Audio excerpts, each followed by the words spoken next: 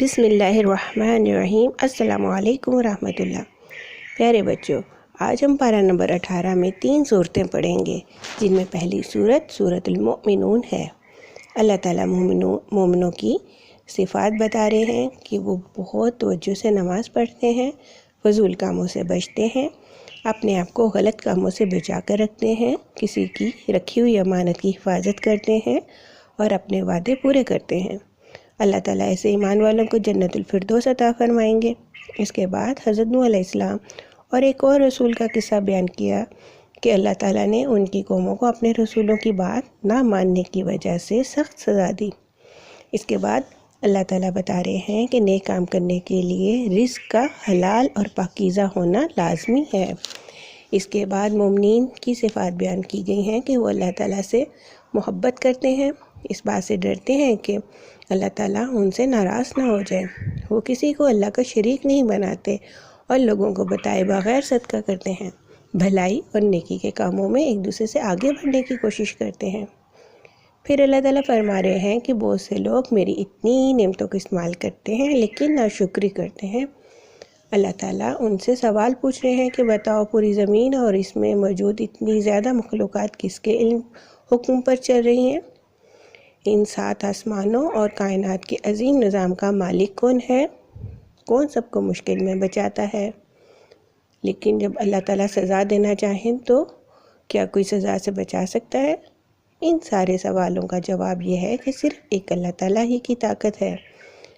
اگر کائنات میں ایک سے زیادہ خدا ہوتے تو وہ اپنا اپنا حکم چلاتے، جس سے سارا نظام خراب ہو جاتا۔ اس لیے اس میں کوئی شک نہیں ہونا چاہیے کہ اللہ تعالیٰ واحد معبود ہیں۔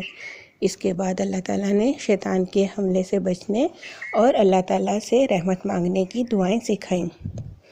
سورۃ مومنون کے بعد سورۃ نور شروع ہو رہی ہے۔ اس صورت میں اللہ تعالیٰ بتا رہے ہیں کہ اسلام میں غلط کام کرنے والوں کو دنیا میں سخت سزا اس لیے دی جاتی ہے تاکہ باقی مسلمان بھی اس غلط کام کو کرنے سے باز رہیں، اور خود غلط کام کرنے والا اگر توبہ کر لے تو قیامت کے دن سخت ترین سزا سے بچ سکتا ہے۔ بچوں، آپ کو پتہ ہے نا کہ نبی اکرم حضرت محمد صلی اللہ علیہ وسلم کی زوجات یعنی بیویوں کو امہات المومنین کہا جاتا ہے، ٹھیک ہے، یعنی مومنوں کی مائیں۔ حضرت عائشہ رضی اللہ تعالیٰ عنہ بھی ام المومنین تھیں۔ اس صورت میں ان کا ایک واقعہ بتایا گیا ہے جس میں منافقین نے حضرت عائشہ رضی اللہ تعالیٰ عنہ پر الزام لگایا، اور پھر کچھ مسلمانوں نے بھی منافقین سے بات سن کر آگے پھیلا دی، جس پر اللہ تعالیٰ بہت ناراض ہوئے اور فرمایا کہ آئندہ اس طرح کوئی بھی بات آگے نہیں پھیلانی، بلکہ پہلے پتہ کر لیں کہ وہ سچی ہے یا جھوٹی۔ اس کے بعد اللہ تعالیٰ ایسے لوگوں کو سخت سزا سے ڈرا رہے ہیں جو بے حیائی کی باتوں کو پھیلاتے ہیں۔ بچوں، ٹی وی اور موبائل وغیرہ پر ڈرامے، گانے اور میوزک والے فضول کارٹونز وغیرہ کے ذریعے بھی بے حیائی ہم تک پہنچتی ہے۔ ہمیں ان کو نہیں دیکھنا چاہیے، ورنہ ہم پر شیطان آسانی سے حملہ کر سکے گا۔ ہمیں بس دینی علم والی اچھی چیزیں دیکھنی چاہیے۔ اس کے بعد مسلمانوں کو گھر کے اندر پردے کے طریقے سمجھائے گئے۔ سب سے پہلے یہ کہ کسی کے گھر میں اس کی اجازت سے داخل ہوں اور گھر والوں کو سلام کہیں، اور گھر میں بھی مرد اور عورتیں اپنی نگاہ کی حفاظت کریں۔ جب بچے بڑے ہو جائیں تو اپنی نگاہیں نیچی رکھیں، لباس مکمل اور ڈھیلا ڈالا ہو، خواتین کو بڑا دوپٹہ لینا چاہیے۔ پھر اللہ تعالیٰ مومن بندوں کے دل کے بارے میں بتا رہے ہیں کہ وہ اللہ کی پہچان اور محبت کی وجہ سے روشن ہوتا ہے، وہ سچی بات کو فوراً قبول کر لیتا ہے۔ ایسے روشن دل والے مومن بندے دن رات اللہ تعالیٰ کی تسبیح اور شکر ادا کرتے ہیں، اور دنیا کے کاموں کی وجہ سے وہ اپنی نمازوں اور زکوٰۃ سے غافل نہیں ہوتے۔ اس کے بعد اللہ تعالیٰ اپنی قدرتوں کا ذکر فرما رہے ہیں کہ بادلوں کو ہواؤں میں اوپر اٹھانا، ان بادلوں کو آپس میں ملانا جس سے بجلیاں پیدا ہوتی ہیں، پھر بارش برسانا، اور مخلوقات میں بغیر پاؤں کے رینگنے والے حشرات یعنی کیڑے مکوڑے، 2 ٹانگوں اور 4 ٹانگوں والے جانور، یہ سب اللہ تعالیٰ کی بنائی ہوئی مخلوقات ہیں۔ یہ سب اللہ تعالیٰ کی تسبیح بیان کرتی ہیں اور اللہ تعالیٰ کے حکموں کے مطابق چلتی ہیں۔ اس لیے ایمان والوں کو بھی اللہ تعالیٰ کے حکموں کے مطابق چلنا چاہیے، لیکن جو منافق ہوتے ہیں وہ صرف اپنے فائدے کے حکم مانتے ہیں، اور جن حکموں میں ان کو فائدہ نظر نہیں آتا وہ نہیں مانتے۔ بچوں، ہم نے تو منافقوں والے کام نہیں کرنے نا، ہم نے اللہ تعالیٰ کے حکم سن کر کہنا ہے، اے اللہ تعالیٰ ہم نے آپ کا حکم سنا اور قبول کیا۔ اللہ تعالیٰ فرماتے ہیں کہ ایسا کہنے والے لوگ خوش قسمت ہیں جن کو اللہ تعالیٰ دنیا میں بھی اور آخرت میں بھی بہت زیادہ کامیابی عطا فرمائیں گے۔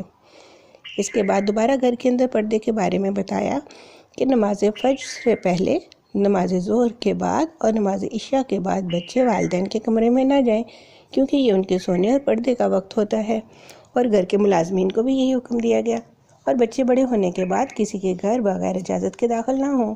اس کے بعد اللہ تعالیٰ نے بتایا کہ دین کا کام مل جل کر ایک جماعت کی شکل میں کرنا چاہیے۔ سورہ نور کے بعد اب نئی سورۃ الفرقان شروع ہوتی ہے۔ فرقان کا مطلب ہے سچ اور جھوٹ کو الگ الگ کرنے والا۔ بچوں، آپ کو پتہ ہے نا، قرآن مجید کا ایک نام فرقان بھی ہے۔ اس صورت میں اللہ تعالیٰ بتا رہے ہیں کہ مشرک لوگ قرآن مجید اور حضرت محمد صلی اللہ علیہ وسلم پر غلط بات بناتے ہیں، جبکہ اللہ تعالیٰ کے حکم سے قرآن مجید اور حضرت محمد صلی اللہ علیہ وسلم حق اور باطل کو الگ الگ کر دینے والے ہیں۔ حق کا مطلب سچی باتیں اور باطل کا مطلب غلط اور جھوٹی باتیں ہوتی ہیں۔ اللہ تعالیٰ بتا رہے ہیں کہ میں نے تمام رسولوں کو انسان بنا کر بھیجا، اور انہوں نے اللہ تعالیٰ کے حکموں کے مطابق پر عمل کر کے دکھایا تاکہ باقی انسان یہ بہانہ نہ بنا سکے کہ یہ حکم تو بہت مشکل ہے۔ اللہ تعالیٰ فرما رہے ہیں کہ میں سب کو دیکھ رہا ہوں اور بہت جلد حق اور باطل کے درمیان فیصلہ کر دوں گا۔ بچوں، یہاں پر ہمارا پارہ نمبر 18 ختم ہو گیا۔ فی امان اللہ، والسلام علیکم ورحمۃ اللہ۔